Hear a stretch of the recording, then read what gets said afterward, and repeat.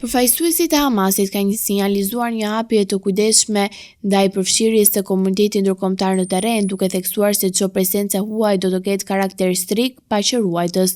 Në një deklaratë për Agence France Presse, zëdhënësi sqaroi se organizata e tij mbështet dërgimin e trupave që do të mbikëqyrojnë zbatimin e armëpushimit dhe do të veprojnë si palë neutrale mes ushtrisë izraelite dhe popullsisë civile. Sipas tij, këto forca duhet të shpërbëjnë vetëm si garantues të sigurisë dhe stabilitetit pa ndërhyrë në vendimarrjet politike dhe administrative të territorit.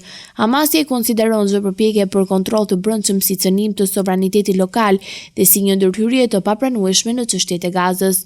Qëndrimi i grupit palestinez vjen pas zhvillimit diplomatik në Shtetet Bashkuara, ku është mbajtur takimi i parë i një strukture të quajtur Bordi i Paqes, një nismë e shpallur nga ish-presidenti amerikan Donald Trump.